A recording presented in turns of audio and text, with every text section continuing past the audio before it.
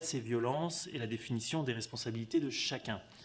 Et enfin, la formulation des recommandations qui nous semblent utiles pour améliorer pour supprimer ces défaillances et améliorer les 10 secteurs. Je vous rappelle qu'on n'est pas un tribunal, nous ne sommes pas des procureurs, donc nous sommes sur l'aspect systémique des choses et nous ne sommes pas sur des points précis et individuels, pardon. Donc, nous avons souhaité vous auditionner avec Francesca Pasquini, la rapporteure, et l'ensemble de la commission d'enquête pour connaître votre perception sur ces thématiques et en particulier dans les différents secteurs des médias, puisque vous êtes la présidente et le trésorier de l'association MeTooMédia. Dans un premier temps, nous souhaiterions que vous puissiez nous exposer brièvement votre analyse sur les violences commises dans le domaine des médias et sur la chaîne de responsabilité qui rend, selon vous, la perpétuation de ces violences et les raisons pour lesquelles votre association a été fondée et quelles sont ses actions. Ensuite, dans un second temps, Madame la rapporteure Francesca Pasquini et mes collègues auront des questions plus précises. Alors, je vous rappelle que cette audition est ouverte à la presse, qu'elle est retransmise en direct sur le site de l'Assemblée. Et avant de vous laisser la parole et d'entamer nos échanges pendant environ 1h15, je vous rappelle que l'article 6 de l'ordonnance 17 novembre 1958 relative au fonctionnement des assemblées parlementaires impose aux personnes entendues par une commission d'enquête de prêter serment, de dire la vérité, toute la vérité, rien que la vérité. Alors je vous invite à ouvrir vos micros, à lever la main droite et dire « je le jure ». Alors les deux, voilà, allez-y, c'est bon, oui, vous inquiétez pas. Je le jure. Je le jure. Voilà. Merci, je vous donne la parole pour... on va dire, un propos liminaire. Essayons de rester dans un format assez court pour qu'on puisse vous poser des questions. Merci beaucoup. Et bonjour à toutes et à tous. Et merci d'avoir décidé de l'existence d'une telle commission. C'est un honneur pour nous de pouvoir vous aider dans vos travaux. Pour répondre à votre question, MeTooMédia est né très exactement le 11 novembre 2021. C'est une association qui est née directement de l'affaire PPDA, puisque les cofondatrices de cette association sont toutes victimes de Patrick Poivre d'Arvor, viol, agression sexuelle, harcèlement.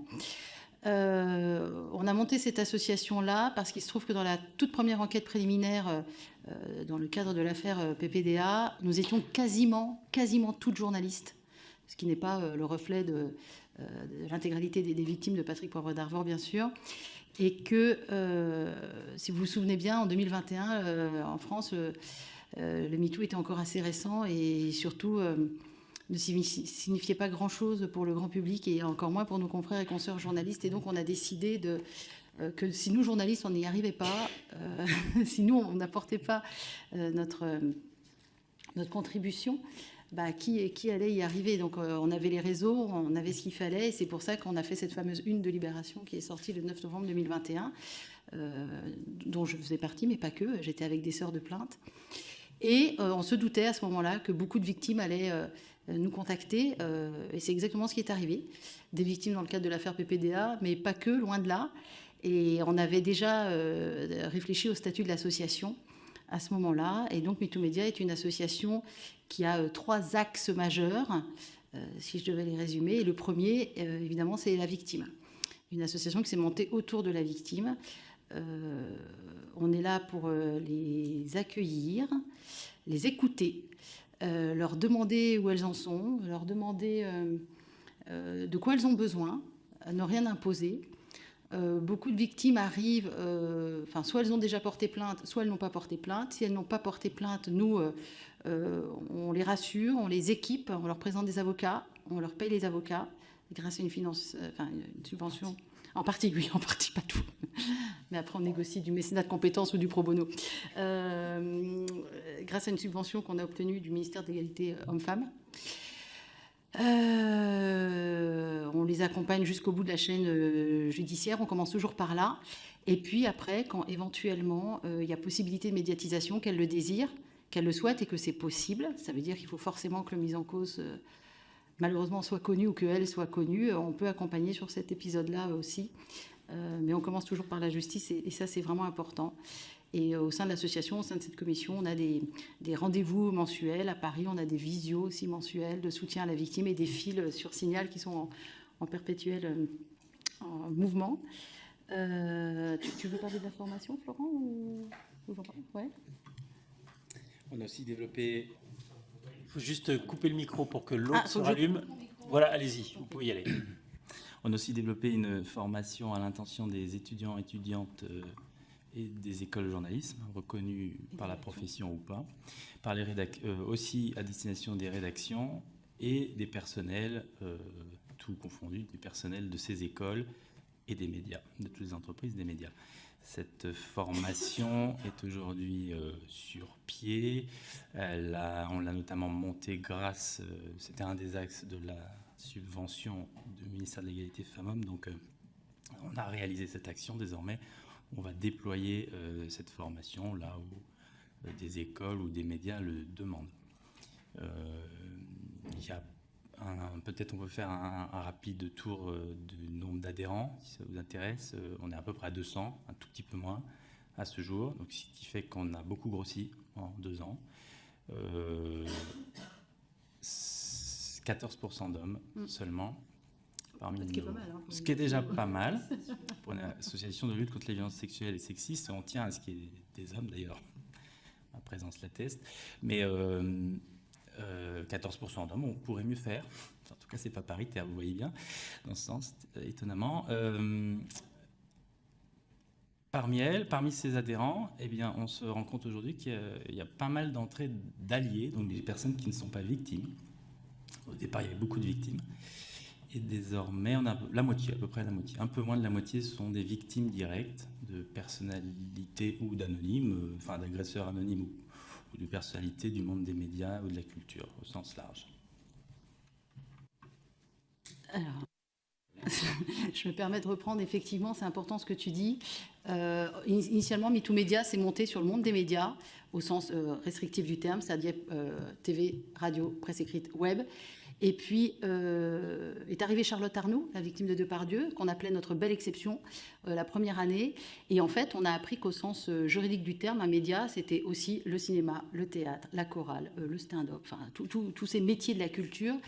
Et on est beaucoup venu nous chercher aussi dans ces milieux-là. Donc au final, MeToo Média a élargi son objet et on s'occupe aujourd'hui de victimes dans le monde des médias, bien sûr, et de la culture d'une manière générale. Par exemple, là, il y a différents MeToo que l'on porte.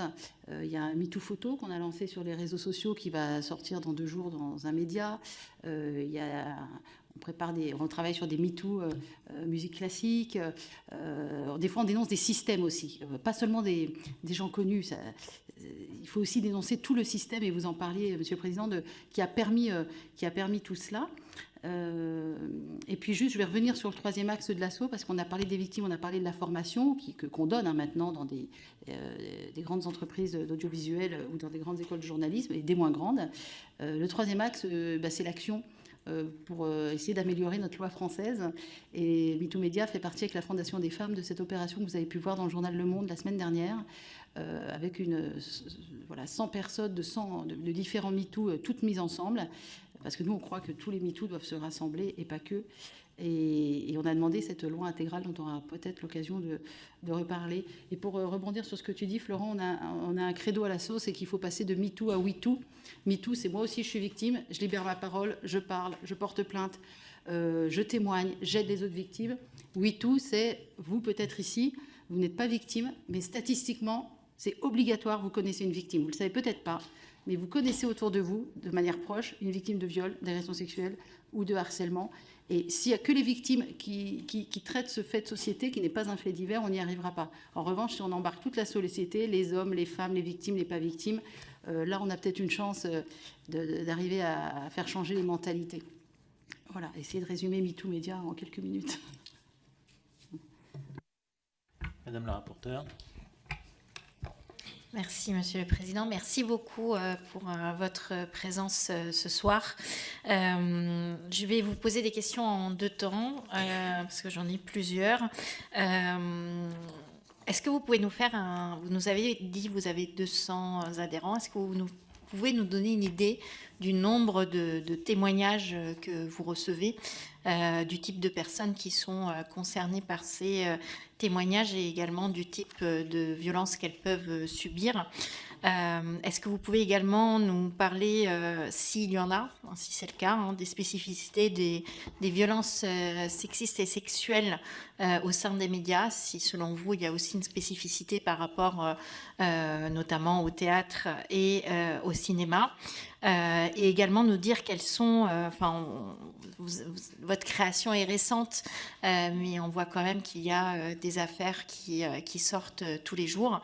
Est-ce que vous pouvez nous dire quels sont les mécanismes et les dispositifs que les chaînes de télévision, les stations radio, ou les studios, les sociétés de production peuvent mettre en place pour prévenir ce type de violence, et si elles le font, quelle est leur manière d'accompagner les victimes, et aussi votre regard par rapport à tout ça? Est-ce que ça vous semble suffisant? Est-ce que vous avez des bons exemples à nous donner, à mettre en lumière, et également des mauvais exemples qui doivent être soulignés au regard de votre expérience? Alors, je propose de découper la réponse en 3 parties. Donc, la première partie, c'est qui frappe à la porte de l'association. La 3e partie, ce sera sur les entreprises. Et la partie du milieu, c'était... Ah oui, qu'est-ce qui est caractéristique de ces milieux-là? Qui frappe à la porte de l'association? Tout type de personnes. Alors, on a déjà tout un tas de personnes qui ne sont pas dans notre objet, qui nous écrivent sur notre adresse contact. On a un site internet avec une adresse contact. On a plein de gens qui nous écrivent qui ne sont pas dans notre objet. Mais ces gens-là, on ne les laisse pas tomber. On leur répond à chaque fois.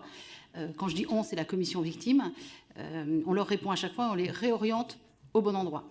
Des fois, le bon endroit, ça peut être la plateforme Audience, qui est partenaire de MeTooMédia. Ça peut être d'autres associations dont l'objectif est plus en phase avec le milieu ou ce que dénonce la personne. Par exemple, nous, on ne traite pas les mineurs à l'association. C'est pas notre expertise. Donc voilà, on va renvoyer. Il y a des MeToo, si c'est de la politique, on ne traite pas l'association. Donc on va renvoyer au bon endroit.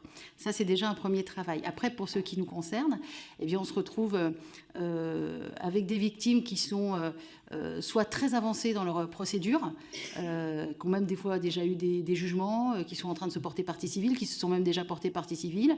Ça veut dire c'est des victimes quand même qui tiennent à peu près debout, parce qu'il faut déjà avoir fait tout ce parcours judiciaire, et toi tu en sais quelque chose, Florent, et qui sont souvent des victimes qui viennent au combat à l'association, puisque dans nos instances telles qu'elles sont organisées à MeTooMédia, on a plusieurs commissions, et c'est beaucoup de victimes en réalité qui viennent au combat avec nous, qui connaissent le chemin, et elles sont donc très à même d'aider les autres. Et puis on a toutes celles qui sont plutôt au début du chemin, qui souvent ne vont pas très bien, sont dans un état de fragilité auquel il faut faire attention. Et donc ce sont ces victimes-là qu'on va vraiment prendre le temps d'accueillir, d'entourer, de conseiller si elles ont besoin de conseils, on n'impose rien. Et qu'on va amener tranquillement à la plainte, c'est-à-dire essayer de restaurer leur confiance dans la justice, ce qui n'est pas toujours évident quand on voit les chiffres de classement sans suite. Et voilà, quand je dis tenir la main, c'est-à-dire soit on les accompagne quand elles sont prêtes et qu'on a parlé et qu'on a refait la chronologie des faits de leur événement, et qu'on les a accompagnées dans la rédaction de leur plainte, soit on l'envoie directement au procureur comme c'est possible, soit on les accompagne au commissariat, on a des avocates conseils qui interviennent à un moment ou à un autre. Voilà, on a vraiment tout le spectre.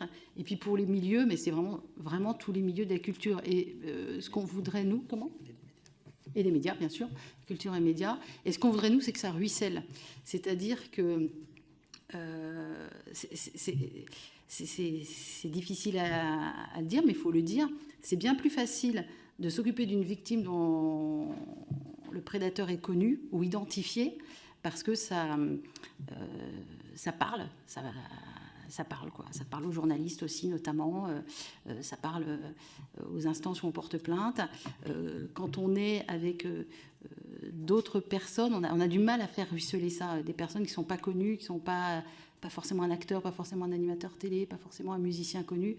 C'est plus compliqué. Nous, on veut absolument, enfin souvent MeToo Média, on nous dit oh là là, vous êtes très médiatique, c'est le tribunal médiatique, c'est pas vrai du tout en fait. Je pense que 90% des affaires qu'on traite sont pas du tout dans les médias et nous demandent autant de temps que les affaires plus médiatiques. Vous avez pu voir l'affaire Bourdin, qui est la première affaire qu'on a sortie, l'affaire Plaza, Depardieu, Vincent Cerruti, toute l'affaire Manu Lévy qu'on a sortie avec Libération. Enfin, c'est nous aussi, c'est du travail, mais toutes ces affaires dont vous entendrez jamais parler, c'est tout autant de travail, aussi bien du côté du côté des victimes que du côté de l'association. Et je rappelle que nous sommes totalement bénévoles. Tu veux rajouter quelque chose, Florent, là-dessus ? Peut-être un élément, effectivement, sur les affaires qui ne sont pas du tout médiatisées, c'est la majeure partie, en fait, et ce sont des personnes qui, même, pour certaines personnes, ne veulent pas qu'il y ait une médiatisation, et on respecte évidemment, ce serait quand même le comble, on respecte évidemment le timing, l'état émotionnel, l'état de santé des personnes en question, pour que si un jour elle décide ou il décide de porter plainte, voire de médiatiser, on les accompagne à ce moment-là, mais en l'état, on ne le fait pas et on les accompagne d'un point de vue, par exemple, financier ou d'un point de vue de l'écoute, et c'est déjà énorme. Et leur affaire restera, on va dire, de l'ordre du confidentiel. Pour la deuxième partie de votre question, qu'est-ce qui est caractéristique ? Alors pour moi, ce qui est caractéristique, ça tient au corps. C'est des métiers, ces métiers-là où le corps est très engagé, où les égos sont exacerbés. Je vois par exemple le milieu que je connais bien, qui moi est la télévision, parce que je suis journaliste en télévision, mais je crois que ça marche pareil pour le cinéma, pour le théâtre. C'est des milieux où l'image et le corps sont extrêmement engagés.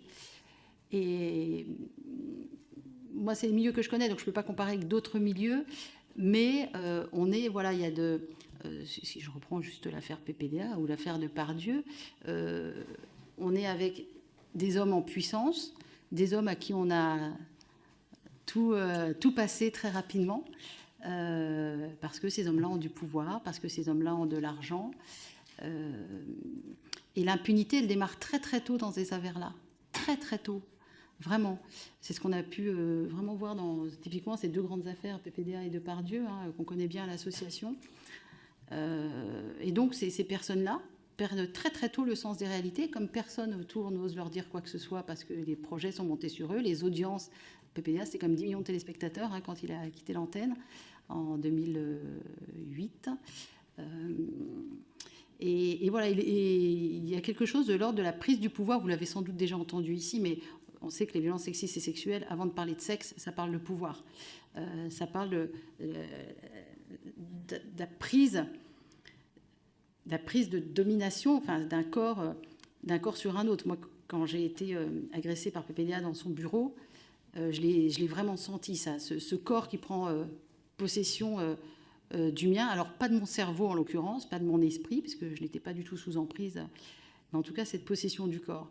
Et puis, cette réputation, le fait qu'il soit connu, que les gens n'osent pas dire, les gens ne comprennent pas ce qui leur arrive. Moi, je n'ai pas compris que j'avais été agressée sexuellement par PPDA. Il a fallu qu'on me le dise quand j'ai porté plainte. Je n'ai pas compris.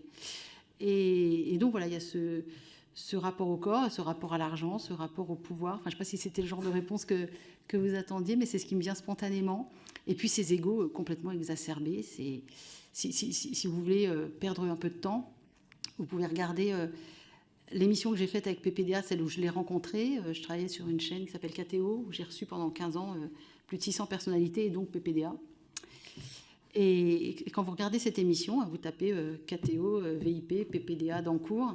Si vous regardez l'émission avec PPDA, vous allez comprendre ce que je vous dis, parce qu'il ne parle que de lui. Alors, c'était le principe de l'émission, mais il y a une certaine manière de parler de soi. Et lui, il va broder sa légende. Il va être dans une insincérité totale. Il va beaucoup utiliser le mot jouir, d'ailleurs. On s'en est rendu compte plus tard. Et voilà, c'était une prise de possession, même de cette antenne-là, qui était une antenne calme, posée, où la sincérité devait... plutôt les valeurs devaient sortir. Et ben, c'est l'émission la plus ratée de ma carrière. parce que cette prise de pouvoir, elle se fait aussi là, elle se fait par l'antenne, par le théâtre, par le public qui applaudit. Ça te parle, ce que je raconte?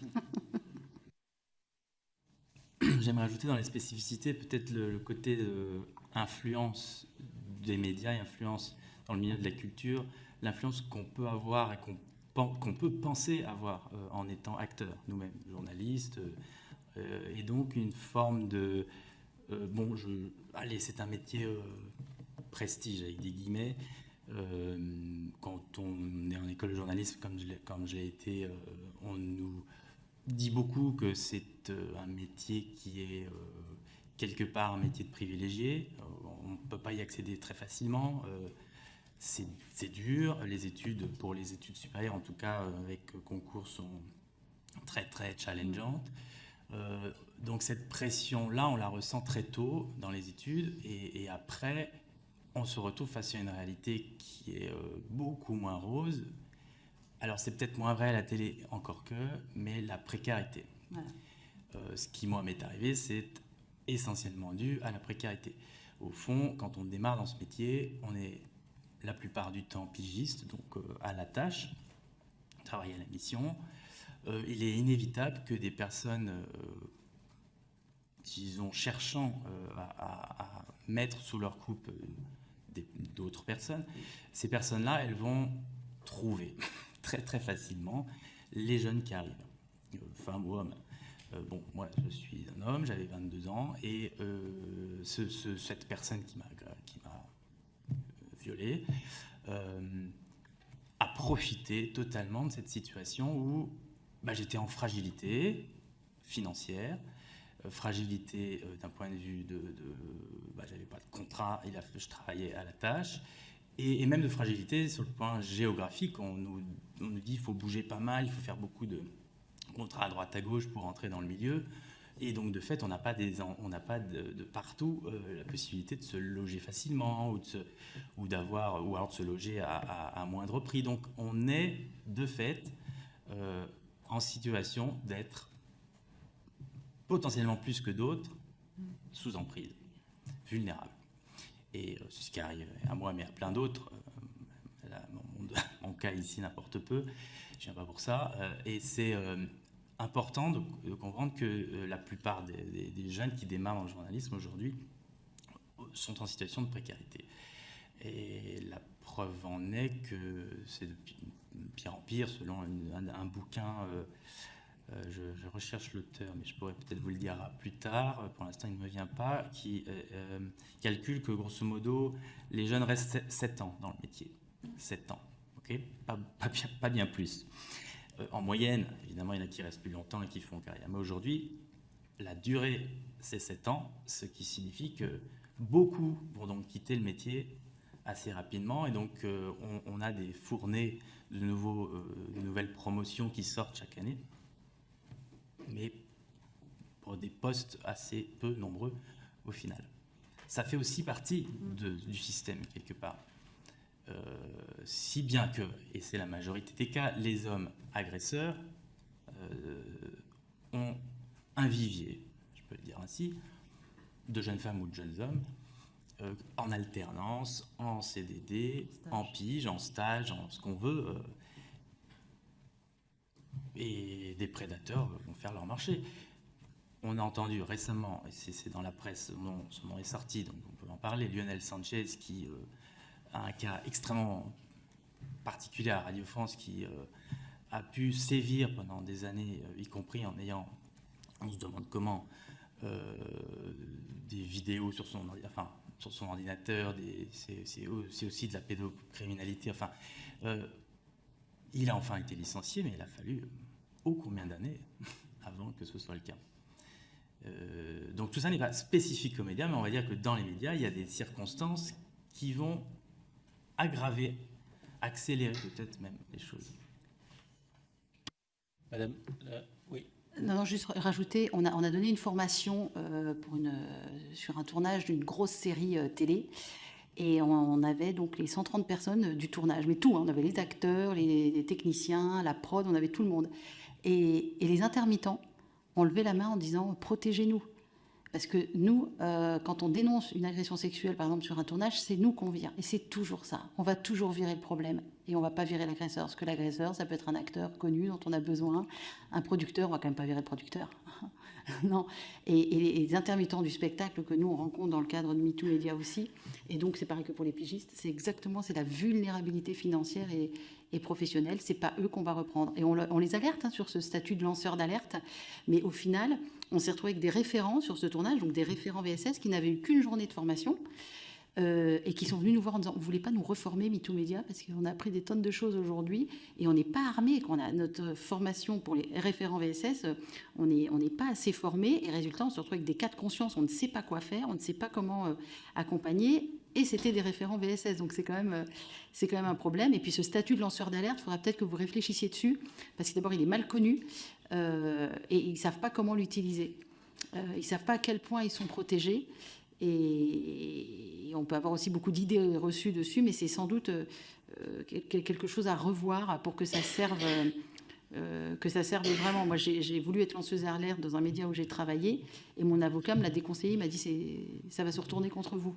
C'est quand même un problème, je trouve, et je voulais juste pointer ça, pardon. Madame la rapporteure. Merci. Je reviens brièvement à la question que je vous avais posée tout à l'heure, un peu des bonnes et des mauvaises pratiques. On a évoqué là, le statut de lanceur d'alerte, du référent harcèlement, et vous avez beaucoup aussi parlé de la fragilité, de la précarité des jeunes qui rentrent dans le métier, qui sont finalement un vivier qui se renouvelle tous les ans, qui ne restent pas longtemps dans le métier. Donc ce sont des proies très facile par ce statut-là et par le fait que ça se renouvelle assez rapidement. Est-ce que du coup, parce que je pense à ça parce tout à l'heure, on a auditionné MeToo Théâtre et ils nous ont beaucoup parlé aussi des écoles. Quand on parle de jeunes qui arrivent sur le métier, on pense aussi aux écoles qui les ont formés. Est-ce qu'il vous arrive d'être approché par les écoles de journalisme, par exemple, qui peuvent vous demander des formations ou des conseils pour leurs jeunes diplômés. Puis, deuxième question qui me vient à l'esprit, est-ce que vous êtes en contact ou est-ce que vous travaillez avec les autres MeToo, notamment le MeToo Théâtre, parce que vous nous avez dit tout à l'heure que vous avez une subvention du ministère de l'égalité femmes-hommes et qui aide à payer en partie les frais d'avocat. Alors il me semble avoir cru comprendre de la précédente audition que ce n'était pas le cas pour eux, donc ça pourrait être un échange de bonnes pratiques utiles. Et puis dernière question, et c'est une question un peu plus personnelle. Vous avez été tous les deux victimes de violences sexuelles dans votre milieu professionnel. Je me demandais si vous pouviez peut-être nous dire, si vous l'acceptez, comment on se reconstruit après, une fois qu'on a dénoncé des victimes qui étaient... Enfin, une fois qu'on a dénoncé des agresseurs qui sont dans son propre milieu professionnel et parfois un milieu professionnel sur lequel on débute et pour lequel on est passionné et qu'on a envie de rester longtemps et de tracer son chemin. Et quels sont, une fois qu'on dénonce, les obstacles que vous avez rencontrés, mais également les soutiens? Juste pour compléter la question de Madame la rapporteure, qu'est-ce qui aussi donne la force de dénoncer à un moment donné? On va peut-être démarrer par le moins personnel, comme ça on sera, enfin pour ma part, moins pris par les émotions. Donc par le moins personnel, la question sur... rafraîchissez-moi la mémoire, pardon, parce que... Alors attends, moi j'ai noté. Les écoles. Alors, les écoles, voilà. Ça tombe très bien, parce que on a été faire une formation, une des formations qu'on a données, c'était au Centre français des journalistes, au CFJ, une des écoles... de formation des journalistes. Centre de formation des journalistes. CFJ Paris, donc une des écoles dites reconnues, c'est le terme dans la profession. 14. Et à la fin des études... C'était pas à la fin, c'était à la début, première pause. Des étudiantes viennent nous voir. 2 jours de formation. bon, il s'avère que le sujet, visiblement, était extrêmement présent. Alors, pas que dans cette école, mais qu'il fallait donc traiter le sujet. Ça tombe bien, on a regardé contact et on a créé une commission étudiante au sein de l'association MeTooMédia. Donc, c'est en train de se mettre en place parce qu'il y a inévitablement des besoins.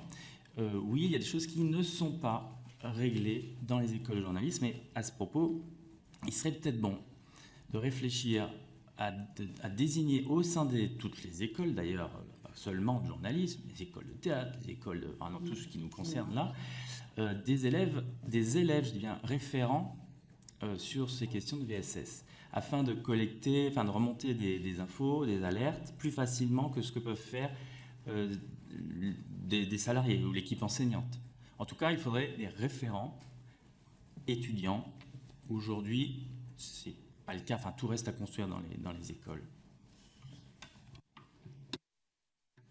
Ouais, c'est vrai que quand on a donné cette formation, première pause, on a vu petit essaim d'étudiantes venir vers nous en disant créer une commission étudiante pour nous. On ne l'avait pas du tout envisagé, donc on l'a fait. Et finalement, c'est nous qui sommes en train de le faire, ce que tu es en train de dire. C'est nous qui sommes en train de, au fur et à mesure qu'on donne des formations dans les écoles de journalisme, cette formation, elle a été montée avec le master de journalisme de Dijon. Non pas parce que j'habite Dijon, c'était un énorme hasard. Mais de fait, on a aussi donné la formation à Dijon il n'y a pas longtemps, au mois de février. Et pareil, pendant 2 jours, et on a vu des étudiantes et des étudiants revenir vers nous en disant « Moi, je suis en stage dans tel grand quotidien de région et j'ai un problème, il m'est arrivé ça. Et je me sens toute seule.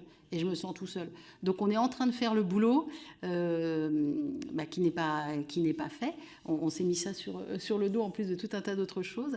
Et oui, cette commission étudiante, tranquillement. On a donc 3 bénévoles de MeTooMédia, 3 ambassadrices qui sont en charge et on va les laisser après organiser leurs propres événements. Mais pourquoi ils étaient venus nous voir, si tu te souviens, c'est qu'ils sortaient tous d'un événement inter-école sportif où il y avait eu des agressions sexuelles. Et on en a réentendu parler dans d'autres associations, d'autres écoles étudiantes.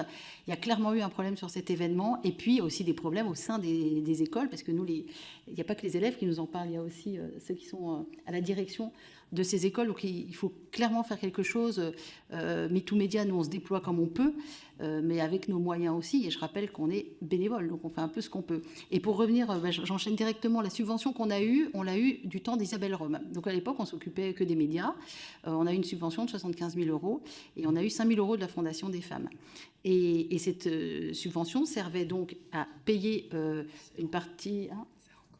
sert encore, oui, parce qu'on n'a pas fini de l'utiliser, à payer des frais d'abrogade pour les victimes, et c'était aussi pour monter notre formation et acquérir un peu de matériel. Il s'avère qu'aujourd'hui, on demande des subventions parce qu'on récupère en fait les autres MeToo. Pour répondre à votre question, Madame la rapporteure, c'est qu'on connaît MeToo Théâtre, on connaît 50-50, on connaît ADA, on fonctionne très très bien avec les femmes journalistes dans le sport et j'espère que vous les recevrez parce qu'elles ont beaucoup de choses à dire. Quand vous êtes dans une rédaction d'un grand quotidien sportif où il y a 180 pigistes et que vous n'êtes que 13 femmes, autant vous dire que ça ne se passe pas forcément très bien. Et donc voilà, donc on se connaît, on commence à tous se connaître là, les MeToo. Depuis 2 ans, MeToo Théâtre, femmes journalistes dans le sport, MeTooMédia, on s'est tous montés le même mois. On a tous le même âge.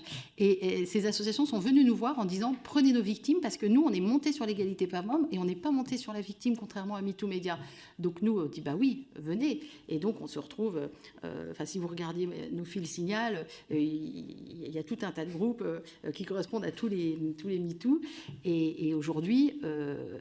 Aujourd'hui, on est sur un changement d'échelle à l'association. On n'est clairement pas assez, c'est sûr. Et puis, malgré la subvention qui, pour une association qui venait de naître, était quand même importante, on va finir par manquer de moyens parce qu'on est en train de gérer tous les MeToo et d'aider nos amis de MeToo Théâtre et des MeToo qui nous concernent. Donc, théâtre, cinéma, stand-up, etc. Ça, c'était la question. Alors, avant de passer à la reconstruction à la force, vous avez posé une question sur les entreprises et sur ce qu'elles mettaient en place. Tu veux commencer à répondre? Parce que toi, tu es bien au courant de tout ça. Alors, il y a évidemment les entreprises les plus importantes l'obligation d'avoir un référent sur ces questions-là. Aujourd'hui, on peut dire sans se tromper beaucoup que la plupart des cellules de veille sur la question et ces référents-là font ce qu'ils peuvent. souvent avec de très bonne volonté et une grosse, forte motivation, mais il n'y a pas beaucoup de répondants après. Une des faiblesses, c'est notamment que certains dossiers sont, on va dire, de façon un peu stratégique, délégués à des entreprises extérieures de conseil, on peut dire ça, d'agences. Voilà, étudier la question, voir s'il y a effectivement eu un audit, s'il y a eu effectivement harcèlement sexiste d'ambiance, ou s'il y a harcèlement direct, ou s'il y a eu agression, etc. Bon, il arrive parfois, le plus souvent, on peut dire que c'est une façon de donner la patate chaude et de plus s'en occuper. Si bien que quand ça revient, le rapport de cette entreprise, qui est rémunérée par l'entreprise, il ne se passe plus rien, dans la majorité des cas. Dans d'autres cas, on va dire les plus extrêmes, c'est-à-dire où là il y a tellement de preuves, et c'est tellement évident, bon, oui, il y a des licenciements, et je parlais tout à l'heure de Lionel Sanchez, désolé, c'est encore ce nom, j'ai rien contre lui, en personne, mais bon, il finit par être licencié. Radio France, entre autres, a licencié effectivement quelques personnes depuis quelques années. Attention, ce n'est que le haut de l'iceberg. La plupart du temps, il n'y a pas de sanctions aussi fortes, ou alors même un effet pervers, il peut y avoir un licenciement, et c'est un licenciement qui donne droit à des indemnités. Vous allez me dire, bah oui, c'est le droit du travail. Oui, sauf que les indemnités, c'est en cas de faute simple ou faute grave. Mais la faute lourde, il n'y a pas d'indemnité. Eh bien, je pense qu'une des mesures importantes serait de faciliter, en cas de violence physique ou sexuelle, faciliter un licenciement pour faute grave qui empêche d'avoir des indemnités de licenciement.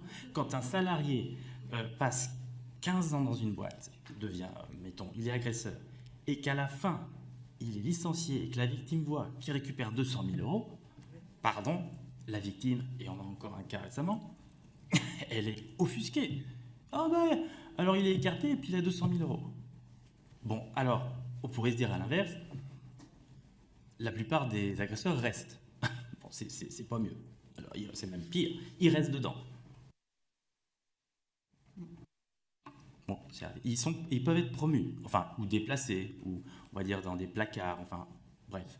Et c'est pas mieux. Alors, ils ne gagnent pas plus d'argent, vous allez me dire. Bon. Mais voilà, en tout cas, il y a une réflexion à mener. Moi, je n'ai pas la solution là, sur un plateau, bien évidemment, mais c'est peut-être les mieux placés pour légiférer. Mais il y a des discussions à avoir sur ces questions. Est-ce qu'on doit faciliter un licenciement pour faute grave dans ces cas-là? Peut-être. Sur les référents, excusez-moi, je reviens là-dessus. Sur les référents, il y a des cas qui nous remontent où, grosso modo, les référents, que ce soit côté salarié et côté RH, parviennent à s'entendre, à discuter, faire une médiation possible. Mais médiation, entendons-nous bien, médiation quand il y a agression ou viol, quelle médiation on peut faire? C'est quand même très très compliqué. Une médiation avec quelqu'un qui est donc victime d'une agression ou d'un viol. Wow. Que peut-il se passer ensuite en interne? L'enjeu là, c'est d'avoir des référents en fait qui auraient plus de poids. Comment faire pour que ces référents aient plus de poids? Et comment faire aussi pour que toutes les entreprises soient concernées à l'avenir? Parce que là, pour l'instant, l'obligation n'est que dans les grandes entreprises. Voilà, je pense que ces référents-là doivent, dans les entreprises, avoir, par exemple, absolument une obligation de formation, ce qui n'est pas le cas, et avoir des heures de délégation.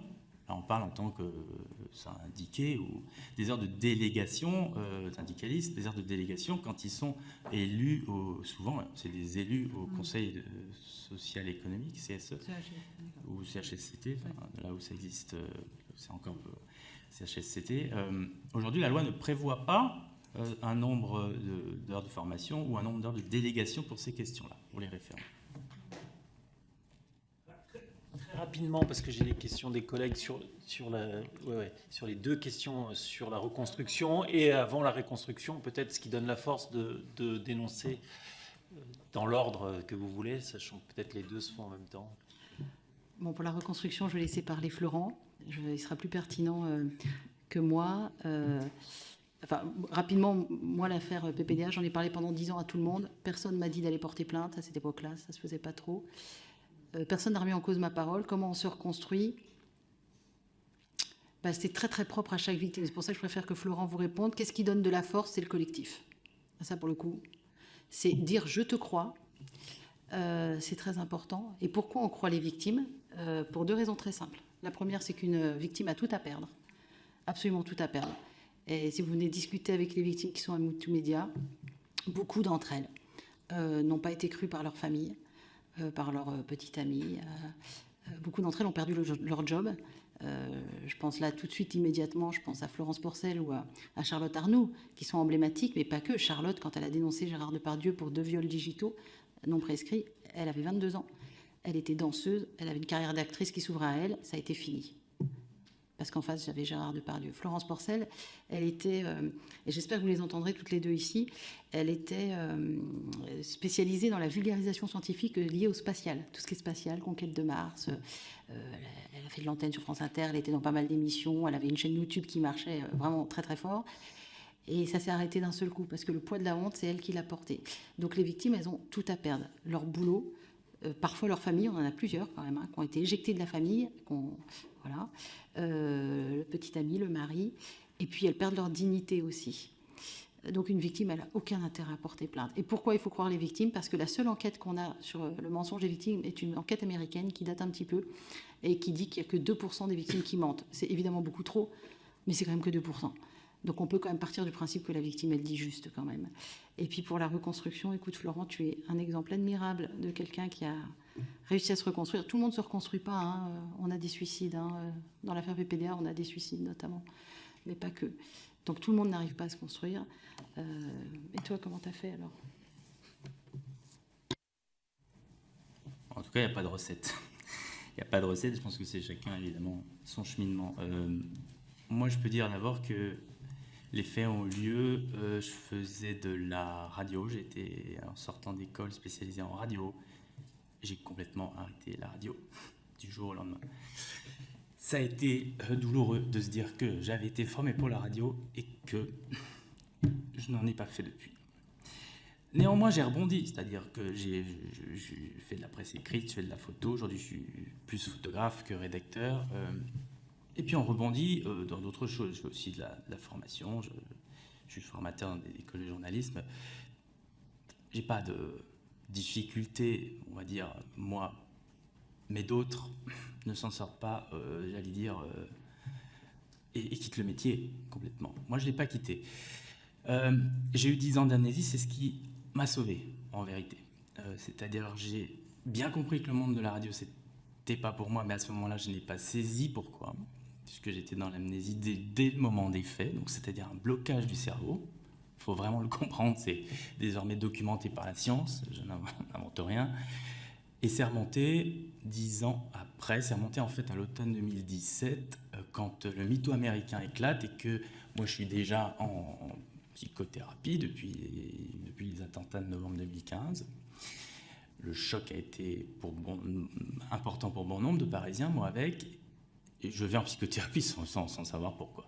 2 ans après remonte ça, parce qu'en fait, les attentats de novembre avaient fait un choc terrible d'un point de vue de l'anxiété, de l'angoisse.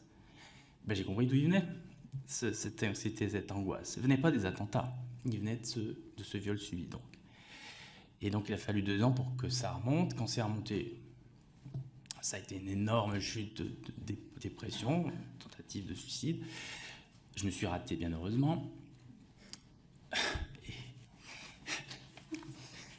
Et ma nièce est née. Je dois dire que cet enfant, elle entendra peut-être un jour cette audition, eh bien, m'a fait rester ici. Je vais respirer. Ce qui est important, c'est que après, j'ai mis en œuvre un certain nombre de choses, et notamment, la psychothérapie, ça, c'est presque une base, mais j'allais dire parler. Parler. Et j'ai eu affaire à des proches extrêmement à l'écoute, extrêmement attentifs et avec plein d'amour. Et c'est aussi grâce à eux que je suis là, parce que c'est important de bien s'entourer. Et effectivement, il y a des familles qui ne suivent pas. Bon, alors j'allais dire, sûrement il faut s'entourer de gens qui vous écoutent et qui vous croient et qui vous aiment. Quitte à changer d'amis, peut-être de famille. D'association aussi. C'est pour ça qu'il y a des gens qui viennent dans l'association. On ne choisit pas sa famille, etc. On choisit ses amis. Bref, vous connaissez la chanson. Alors moi, pour aller plus rapidement, c'est vrai qu'il y a eu... il y a aussi des séances d'hypnose. Il y a aussi, en fait, beaucoup de soins non pris en charge. Je le dis, non pris en charge. Donc, moi, j'ai la chance d'avoir des revenus. Pas mirobolants, mais quelques revenus et que je mets là-dedans, entre autres. Oui, on n'est pas pris en charge très bien. C'est une procédure judiciaire. Moi, elle m'a aidé à m'en construire. C'est pas le cas de tout le monde. Moi, elle m'a aidé à m'en construire. J'ai porté plainte. Les faits n'étaient pas prescrits, même s'ils l'avaient été, j'aurais porté plainte. Il y a eu enquête. Enfin, enquête sur moi. Oui, ça, oui. Sur moi, oui. Pas sur lui. C'est dur, hein, mais j'ai découvert ça après, puisque le dossier, j'y ai accès, vu que ça a été classé sans suite 3 ans après, en 2022. Plainte en 2019, 2022 classement. Quand on regarde le dossier, c'est pauvre. Pourquoi on n'obligerait pas un minimum d'enquête sur la personne mise en cause? C'est fascinant. Combien, moi, d'un nombre de personnes de mon entourage, y compris des gens qui ne me connaissent pas, des anciens collègues, ont été auditionnés et donc convoqués, et donc ça a pris du temps de police, si je puis dire ça ainsi. Et lui, non, rien. Si. Ils ont regardé le fichier des délinquants sexuels pour voir s'il y était déjà. Mais il risque pas d'y être. Il n'y a rien eu. Alors, audition de cette personne, si. Si, à la fin.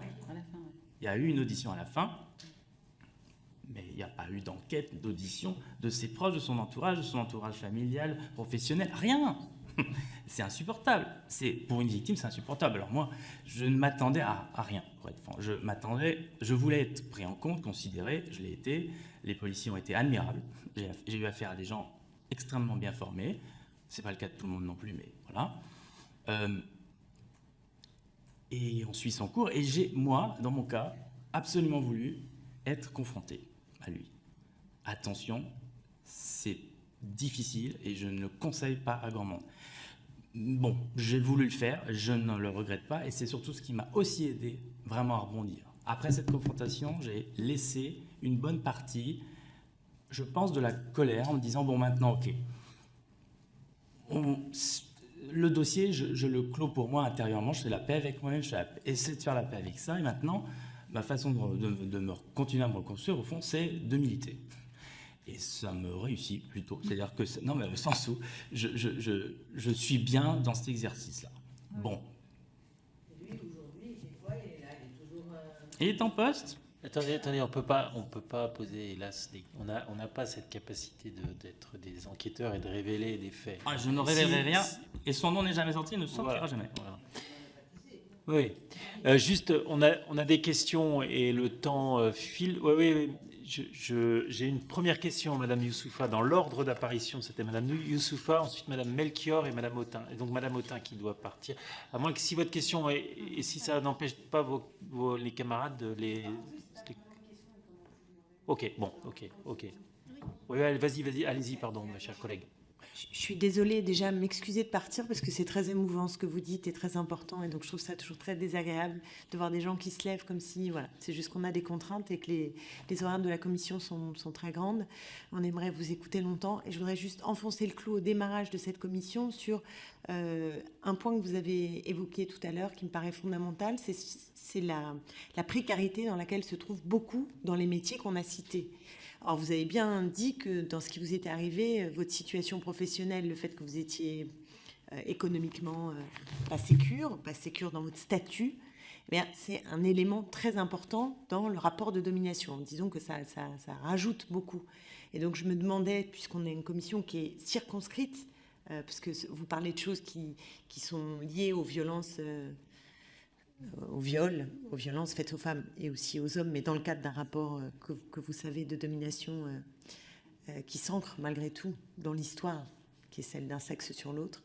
Mais je crois que c'est intéressant aussi de voir la spécificité au regard de notre commission. Et je voudrais insister d'emblée sur cette dimension-là de précarité. Et est-ce qu'on peut avoir des éléments au cours de la commission sur la part de précaire dans le cadre de ce qu'on fait? Je pense que ça élargirait. Voilà. Et je vous remercie beaucoup. Je suis sœur de plainte, mais je sors quand même, mais de tout cœur avec vous.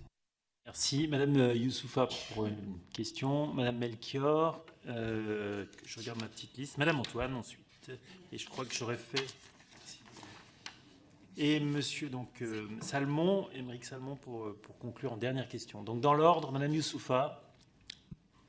Merci Monsieur le Président. Alors un grand merci à vous qui témoignez aujourd'hui par le courage qu'il faut pour... se mettre à nu en parlant aussi sincèrement de ce que vous avez vécu, mais aussi en tant qu'ancienne journaliste qui a travaillé au sein du groupe LCI, au sein du bâtiment de TF1 dans lequel a opéré PPDA pendant de nombreuses années.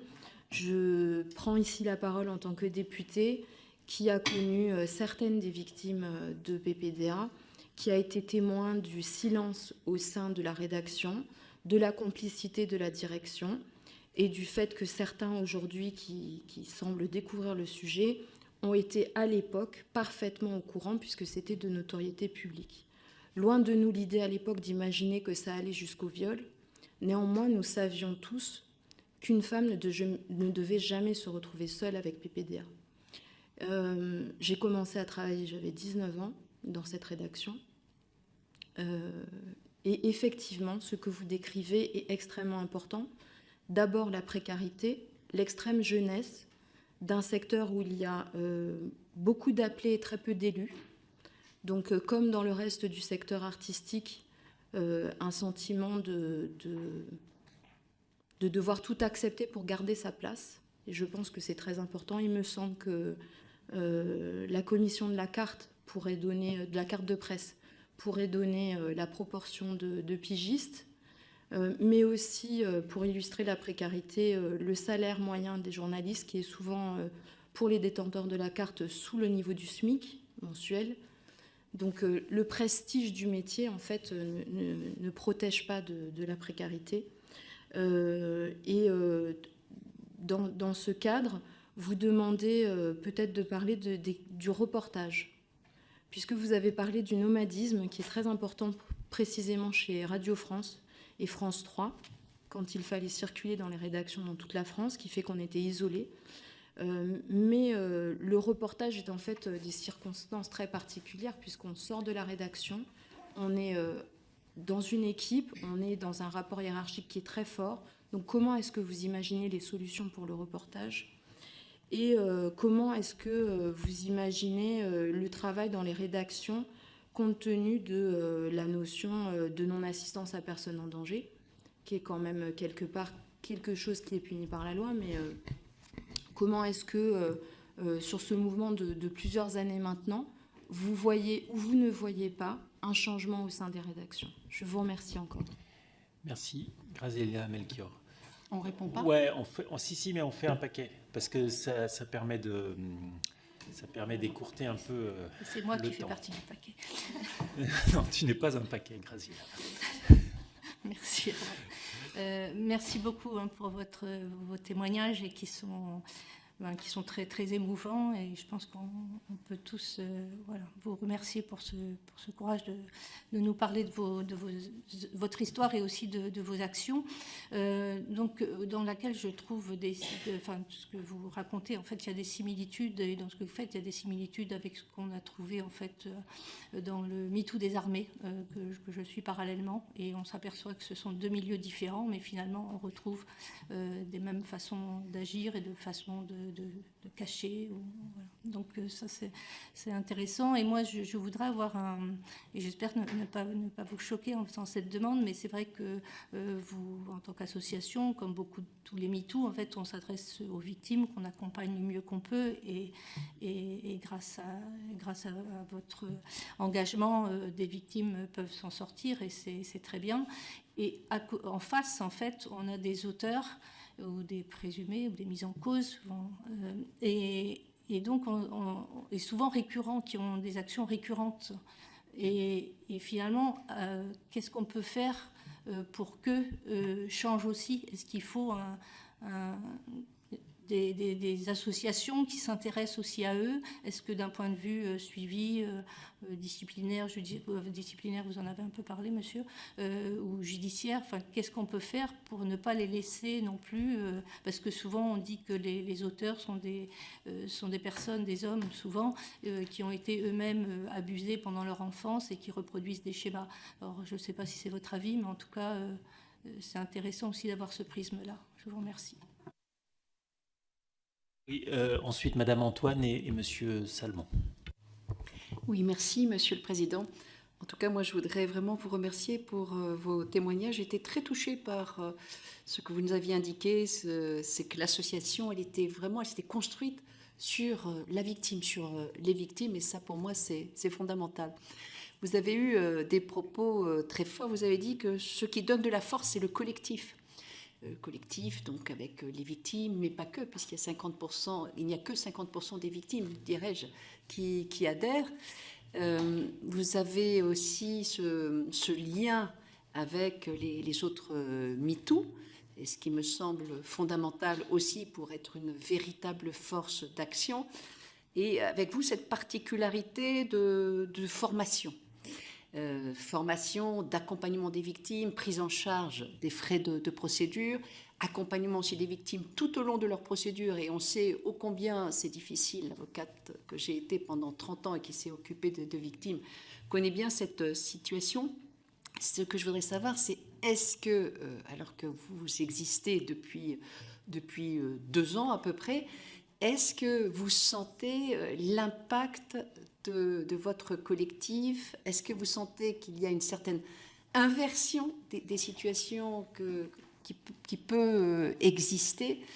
Est-ce que le fait qu'il y ait ces formations aussi, vous avez eu des retours? Vous avez dit qu'il y avait des étudiantes qui venaient vous voir, qui avaient cette envie de travailler. Donc si vous pouviez nous en dire un petit peu plus. Merci. Monsieur Salmon, à vous. Oui, merci Monsieur le Président. Merci pour votre présence et vos témoignages. J'aurais 2 questions. Une, dans la description que vous avez faite de ce que vous mettiez derrière le terme média, vous avez aussi parlé de web.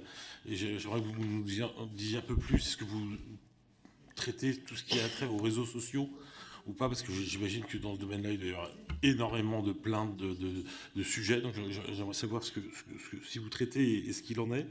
Et ma deuxième question, c'est comment vous traitez des affaires qui seraient prescrites.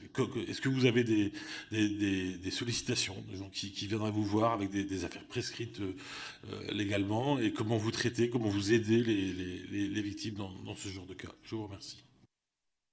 Allez-y, je vous laisse répondre. C'est parti.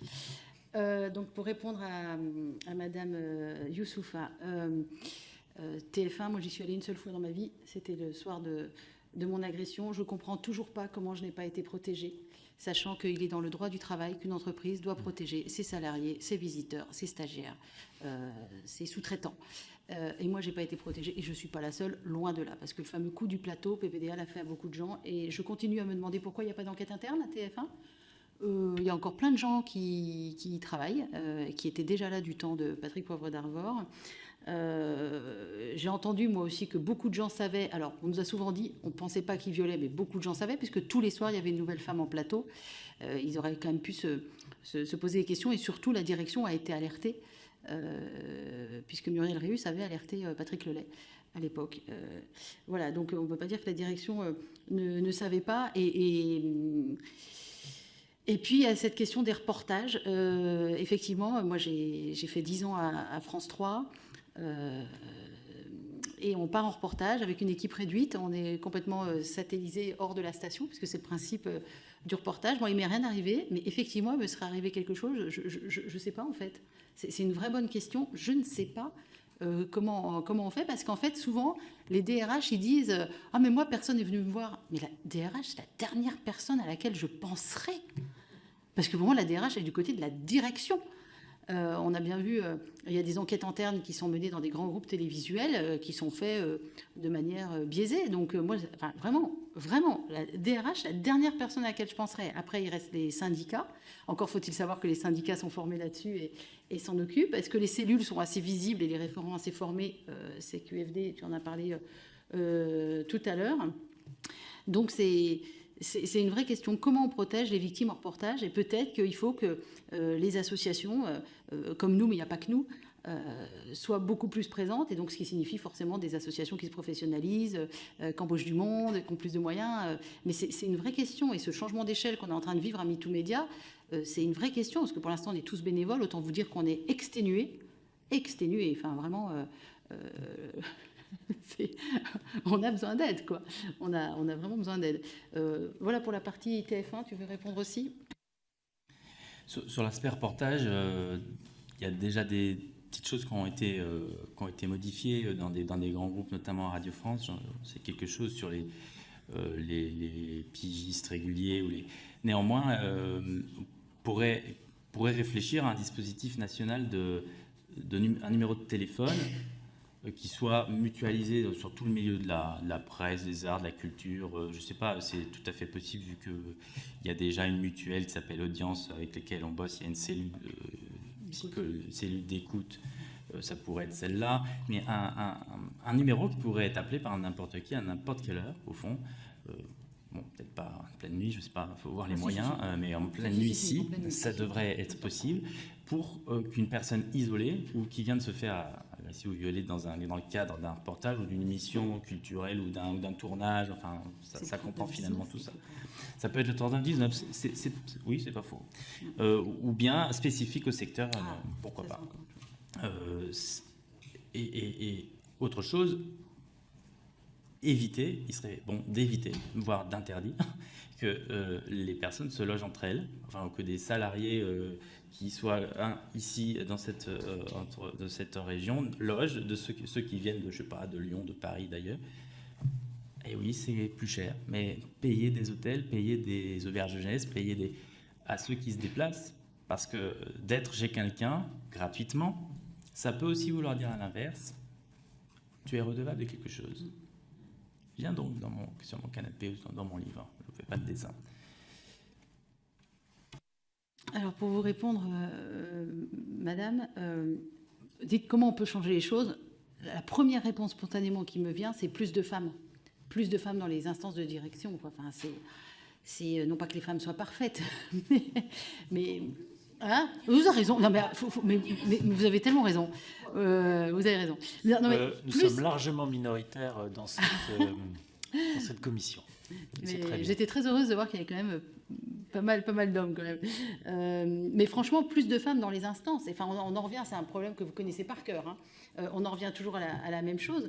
Mais alors dans l'armée, c'est tellement flagrant, moi qui connais un peu l'armée aussi.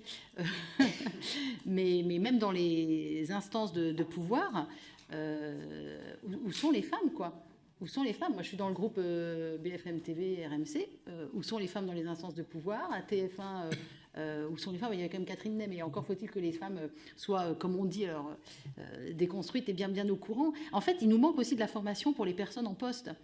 Nous, on va faire des formations dans les rédactions, dans les boîtes de prod, et dans les écoles de journalisme, des formations donc, de 2 jours. Hein, c'est quand même très intense hein, sur comment traiter les violences sexistes et sexuelles, aussi bien au sein de vos rédactions que dans vos papiers, vos reportages, etc.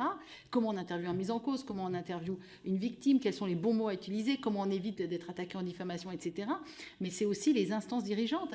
Et quand je vous disais qu'on est allé sur un tournage d'une grande série télévisée, l'après-midi, on a passé 3 heures avec les managers pour leur dire quel était votre devoir, quel est votre devoir en tant que manager, et on leur a posé la question. On leur dit alors, une victime vient vous voir, elle est victime de viol ou d'agression sexuelle. Quelle est la première chose que vous faites? Je la sors du tournage. faux. C'est exactement ce qu'il ne faut pas faire. C'est pas elle qu'il faut sortir du tournage.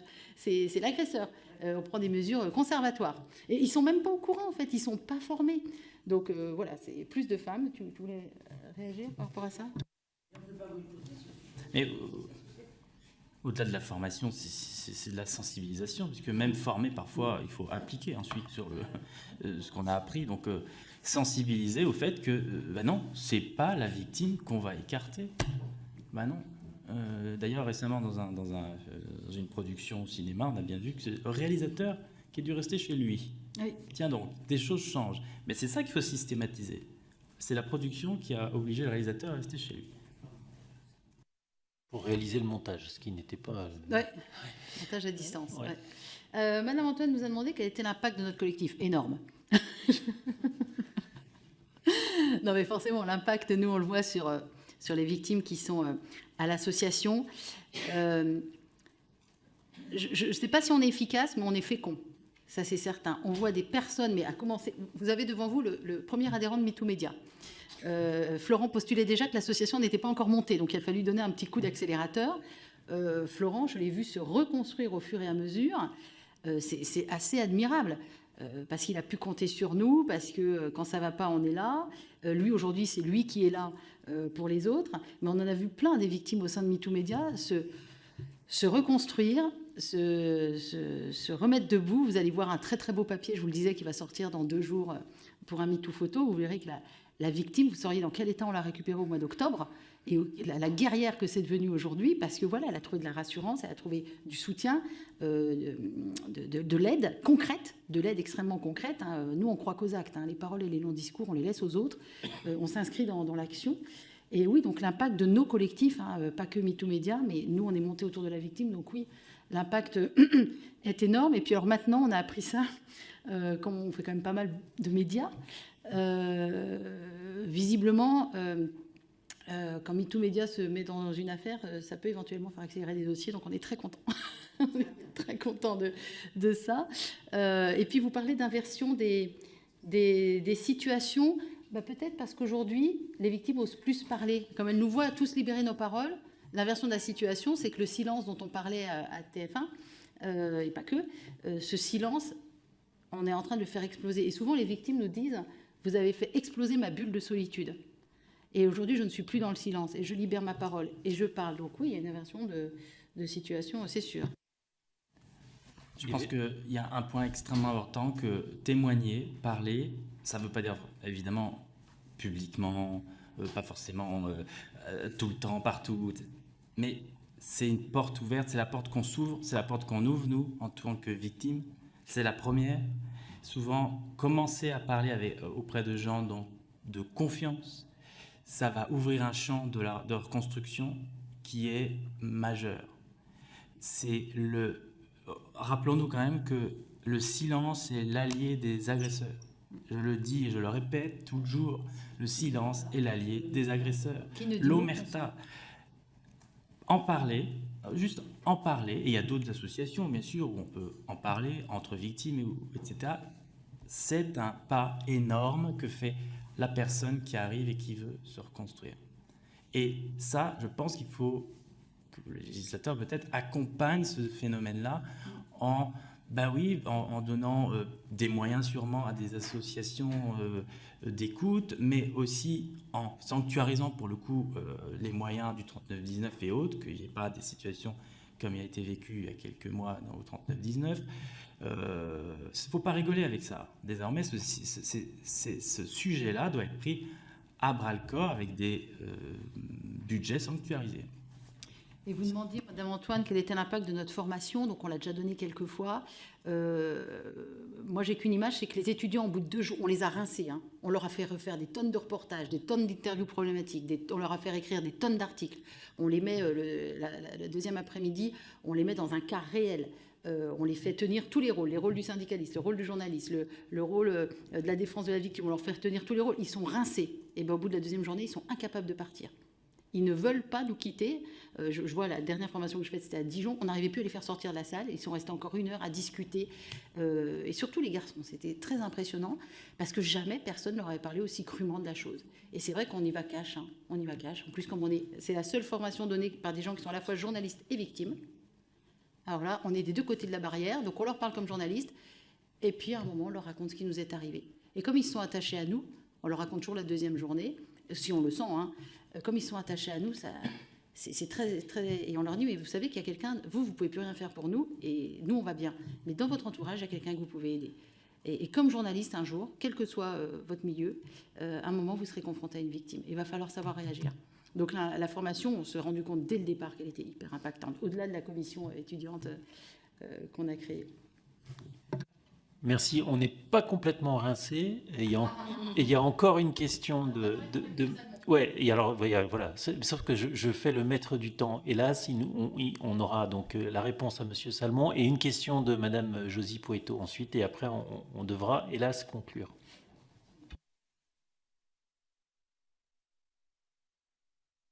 On a déjà posé sa question. Allez-y. Non, allez-y, répondez. En réalité, on répond à Monsieur Salmon. Oui. Les réseaux sociaux, pour l'instant, on ne fait pas. Ça, parce que ça ne nous est pas encore tombé dessus, mais pour l'instant, on ne fait pas. Et les affaires prescrites, on les traite comme des non prescrites, dans le sens où maintenant, on peut porter plainte en étant prescrit.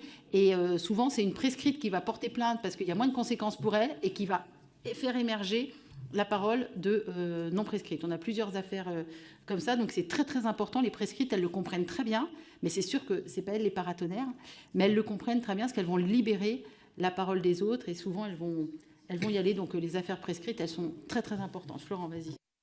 Et à ce propos, je pense c'est le moment dans la loi de faire évoluer ça sur la notion de sérialité et de prescription glissante. C'est évident. Désormais, allons-y. Quand une personne permet de faire rouvrir le dossier pour toutes les autres qui sont prescrites, je ne vois pas en quoi des faits anciens seraient disqualifiés parce qu'ils sont prescrits, alors qu'il y en a qui ne sont pas prescrits. Et ça doit peser, évidemment, à charge contre l'agresseur, après au magistrat de décider ce qu'il a décidé, il est indépendant. Mais je ne vois pas en quoi on ne pourrait pas mettre ça dans un dossier judiciaire quand il y a instruction ou information judiciaire. Surtout que souvent, quand les dossiers sont prescrits,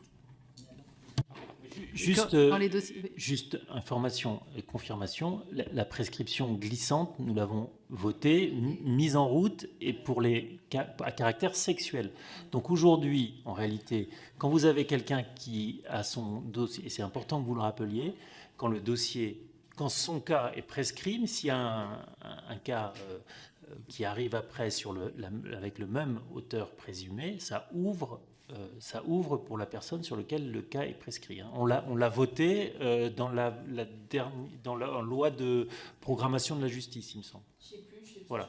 Oui, pendant qu'on discutait, on vérifiait parce que j'avais un doute. J'ai cru à un moment. D'accord. Parce qu'on avait bossé dessus avec Isabelle Rome quand on l'avait rencontrée il y a un an et demi, et elle nous avait dit plus jamais d'affaires PPDA, quoi. Et j'avais juste un doute parce que j'ai cru à un moment que c'était que sur les mineurs, mais je crois que c'est que sur les mineurs. Non, ça existe sur les mineurs et on voudrait le faire passer sur les majeurs. C'est ça qu'on voudrait faire. Ah bon, je me disais comment ça se fait. Non, mais voilà, excusez-moi, c'est quand. Non, mais rêvons.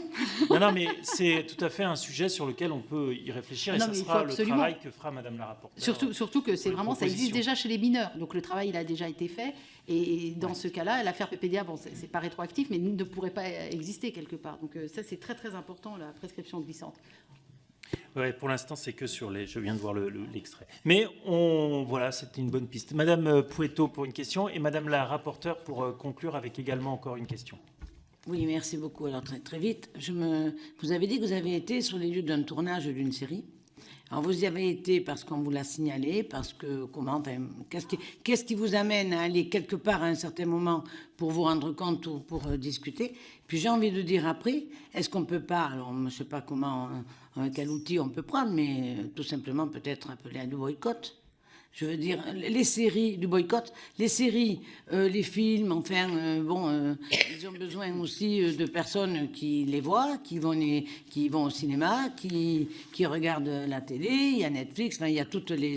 Enfin, s'il y avait du boycott et s'il y avait à un certain moment une publicité, Dieu sait si c'est facile, j'ai envie de dire aujourd'hui, avec les réseaux sociaux, je ne suis pas réseaux sociaux, mais je suis prête à m'y mettre, mais il y a quelque part, il y a peut-être à faire appel aussi, même à ceux qui sont de l'autre côté et qui ne se rendent pas compte. Moi, toutes les séries que je regarde, j'adore. Je me suis jamais, honnêtement, à part, il a fallu aujourd'hui, jamais je ne me suis posé la question de ce qui se passe. Je suis comme ma collègue, on est à la MeToo des armées. Là, on est plus sensibilisé, là où on est sur des secteurs mais sur du liduc, sur du plaisir de regarder.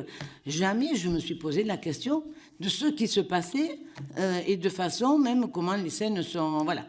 Donc, c'était un peu mon interrogation. Merci. Alors, en fait, on a été appelé pour de la prévention. On avait fait une journée de formation au siège de cette très grosse entreprise audiovisuelle. On avait fait une première journée de formation au siège. Et puis après, la semaine d'après, on était sur le tournage de cette grosse série. On ne nous a pas signalé, on n'y était pas parce qu'il y avait eu des problèmes, on était là en mode prévention. Mais comme partout, quand vous arrivez, il y a des affaires qui remontent. Et, alors qu'elles étaient remontées soit au référent, soit pas. Et peut-être parce qu'on est de l'extérieur.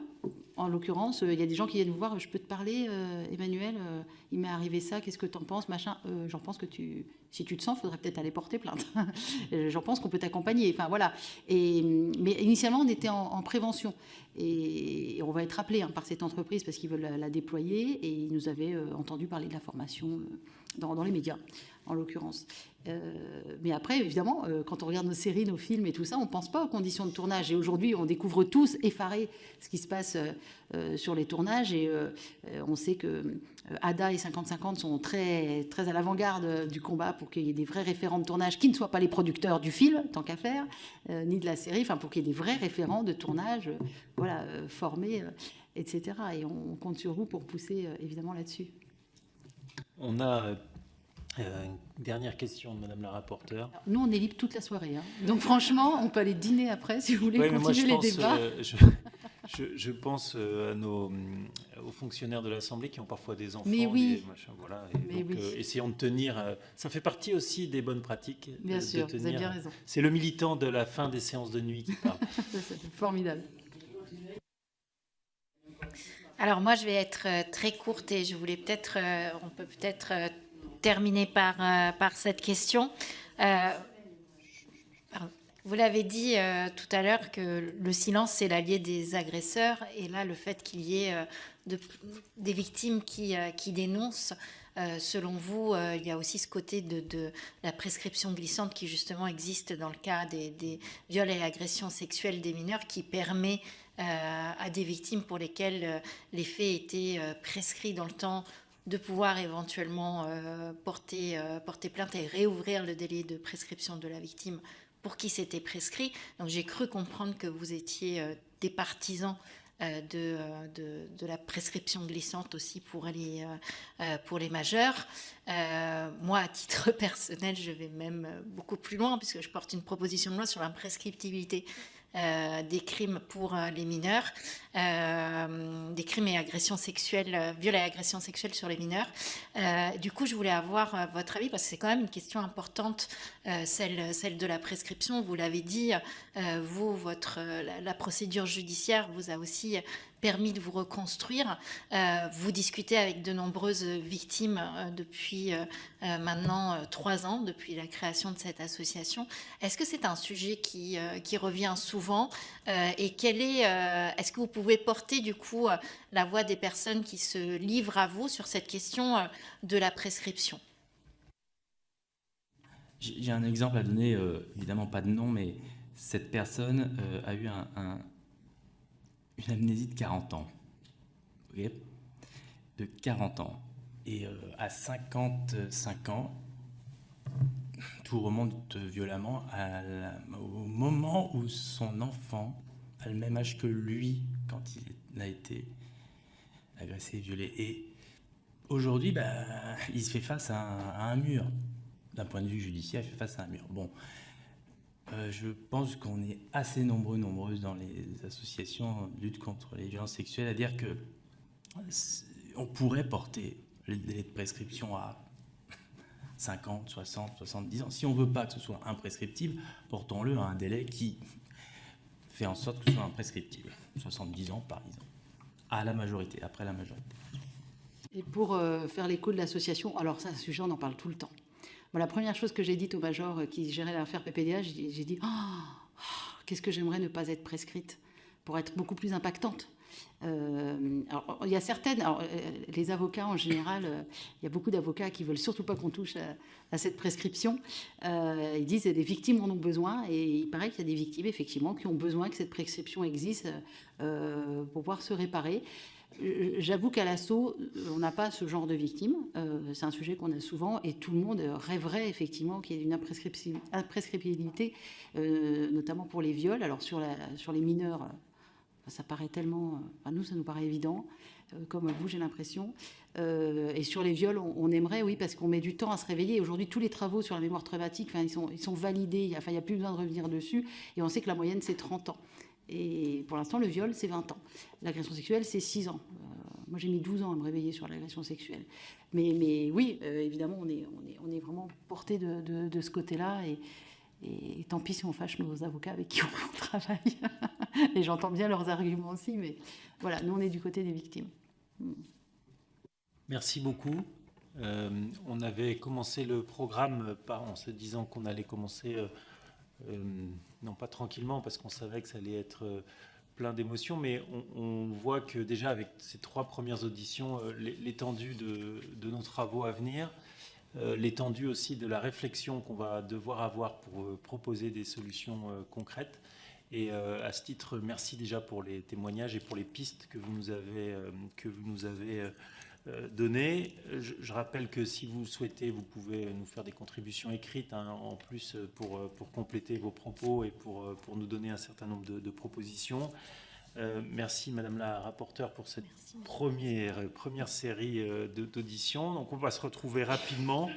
À partir de la semaine prochaine, on aura un programme encore plus dense. Je suis désolé pour ceux qui ça va être on va avoir un programme dense parce qu'on a un sujet vaste. Donc la suite la semaine prochaine, il me semble dès lundi.